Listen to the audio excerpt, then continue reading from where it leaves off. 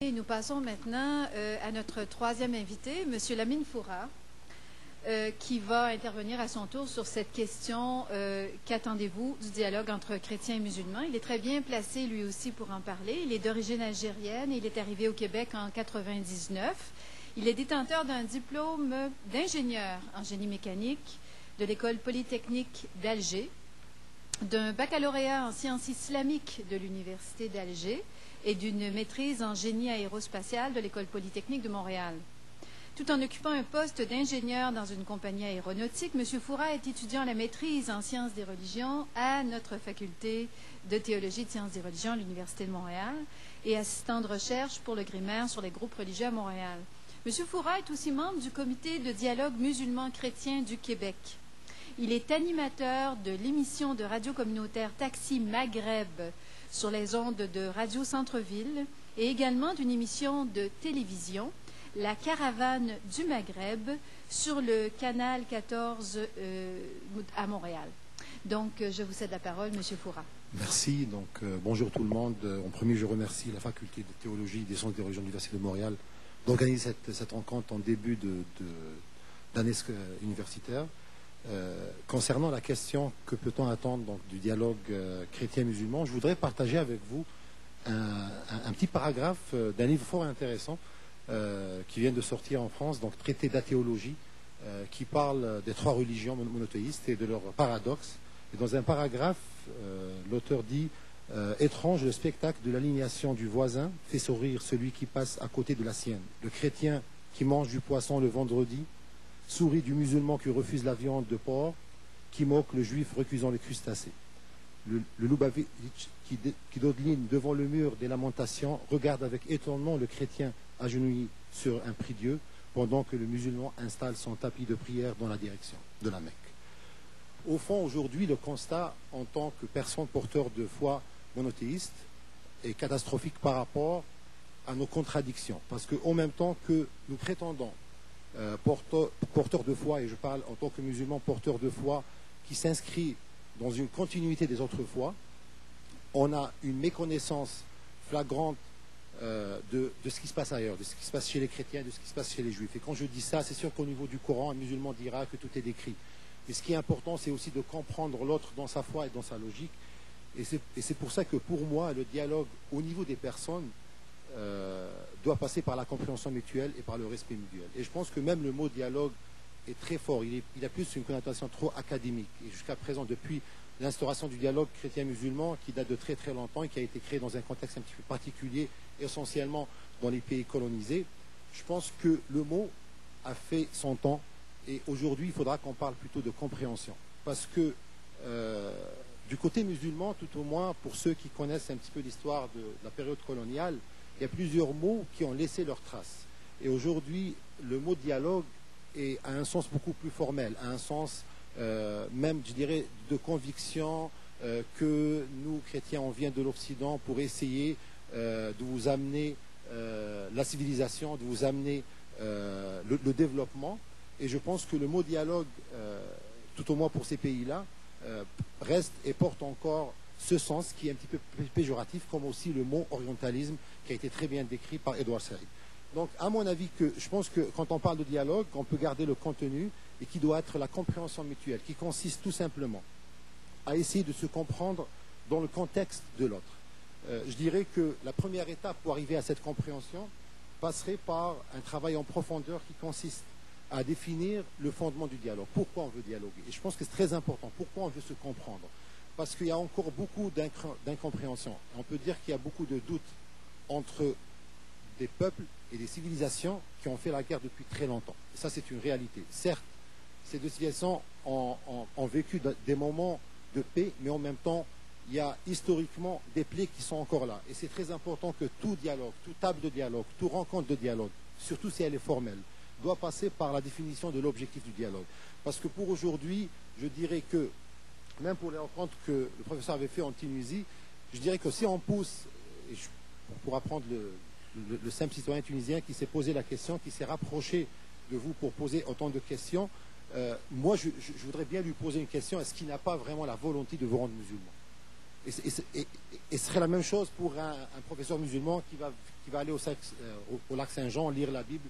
Il pourra rencontrer quelqu'un qui n'est pas académique et il va s'approcher de lui, un chrétien pratiquant. Il faudra vraiment se poser la question, est-ce qu'on n'a pas encore cette volonté derrière d'essayer de convaincre l'autre? Et c'est pour ça que la première étape de définition de l'objectif du dialogue ou de la compréhension est très pertinente. Deuxième étape, et je pense que c'est un constat par rapport au dialogue qui a été fait jusqu'à aujourd'hui, c'est la question de l'implication des communautés religieuses. Je pense que le dialogue, d'un point de vue formel, s'est établi depuis très longtemps, mais on a beaucoup de lacunes à ramener les gens de la rue, les gens de tout le monde, à vraiment dialoguer. Je dirais que si on prend le cas du Québec, aujourd'hui la communauté musulmane est à peu près estimée à 100 000 musulmans d'après le recensement de 2001, on peut dire que le dialogue, c'est un échec au niveau de la population. Parce qu'il y a une méconnaissance profonde, je dirais, de la part des musulmans vis-à-vis des chrétiens, une méconnaissance aussi profonde de la part des chrétiens vis-à-vis des musulmans. Bien que beaucoup de tables, beaucoup de rencontres, beaucoup de débats se passent au niveau très formel, au niveau académique, même au niveau moins académique, mais je dirais qu'on n'arrive pas à ramener le débat chez des gens qui sont simples, qui vivent leur foi dans la mosquée ou dans l'église.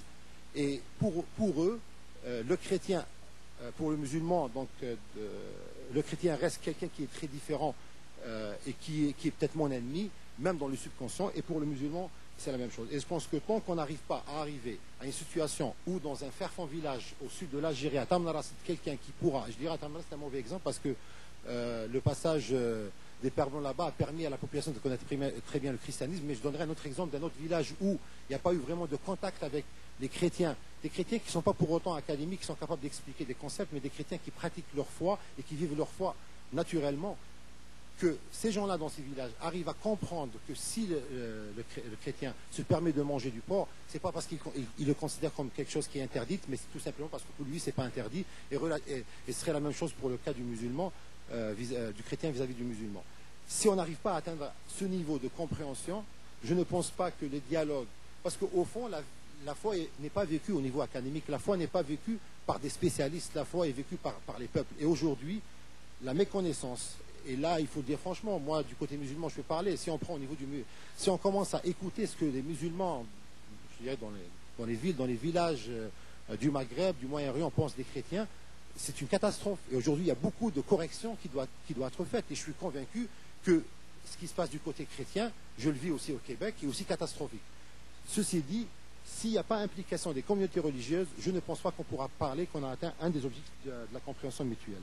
Le troisième point que je voudrais mentionner, c'est, disons, le déroulement du dialogue. Je pense que le déroulement du dialogue doit passer par une relation dans laquelle il y a confiance et respect. Mais pour qu'il y ait confiance et respect, il faudra que chacun de nous soit capable de dire que je serai capable d'accepter que l'autre ait la foi qu'il veut. Et que je serai capable d'essayer de comprendre l'autre dans sa logique. Et je pense que ce niveau-là, est un petit peu difficile. En tant que personne qui est porteur de foi, c'est un petit peu difficile d'avoir en même temps sa foi et d'être capable de relativiser sa foi vis-à-vis de la foi des autres.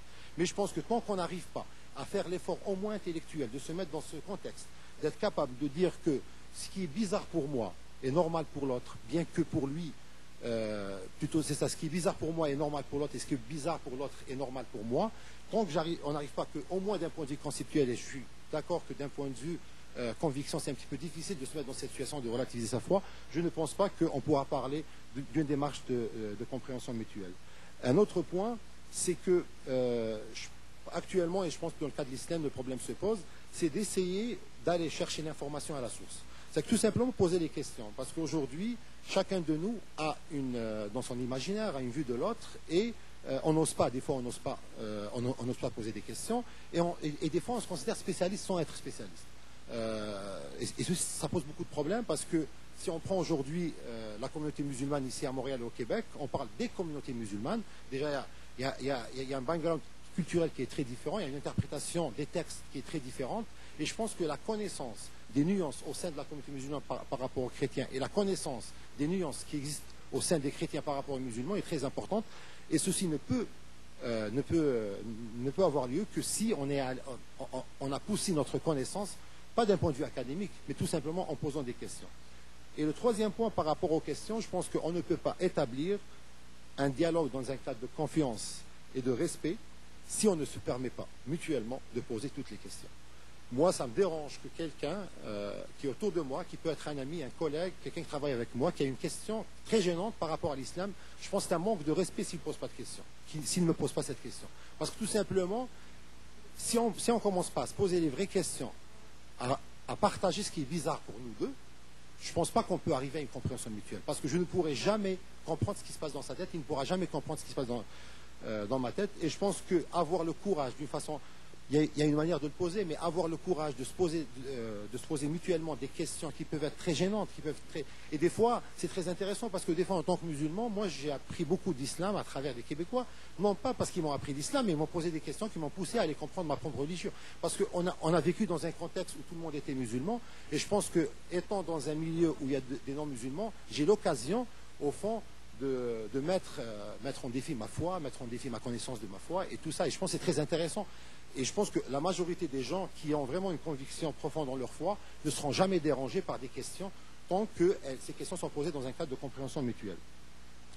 Le dernier point que je voudrais mentionner par rapport aux conditions d'un dialogue de respect et de confiance, c'est la question d'éviter de critiquer. Il y a une différence entre ceux qui pratiquent la foi et la foi elle-même. Et je pense qu'au niveau de l'autocritique, parce que dans un débat de dialogue et de compréhension, on peut arriver en posant des questions, en faisant des analyses. Je pense qu'on a le droit d'arriver avec une autocritique d'une situation particulière, soit par rapport à la pratique, soit par rapport à plein de choses. Et je pense qu'à ce niveau-là, il faudra faire la différence entre les textes et la pratique des gens, bien que tout le monde est d'accord que la religion est définie par les gens qui la pratiquent. Un dernier point, tout ce que j'ai décrit jusqu'à présent, je parle d'un dialogue au niveau des êtres humains. Je pense qu'il y a un autre niveau de dialogue qui doit se faire, qui est très important. C'est au niveau des deux civilisations. Quand on parle de civilisation musulmane et la civilisation occidentale et chrétienne, ou judéo-chrétienne. À ce niveau-là, je ne pense que le dialogue, on ne peut parler de dialogue. Et à ce niveau-là, je pense que le mot dialogue doit être maintenu. On ne peut parler de dialogue que par la prise de responsabilité historique de chaque civilisation, des actes commis par chacune envers l'autre. Je ne pense pas aujourd'hui que si, historiquement, on ne revoit pas notre histoire commune pour définir exactement les responsabilités. Et je pense qu'aujourd'hui, les outils académiques existent. On ne peut pas traiter toutes les questions, on ne peut pas être sûr au niveau de chaque question. Mais je pense que la prise de responsabilité historique pourra vraiment résoudre beaucoup de problèmes. Et merci beaucoup.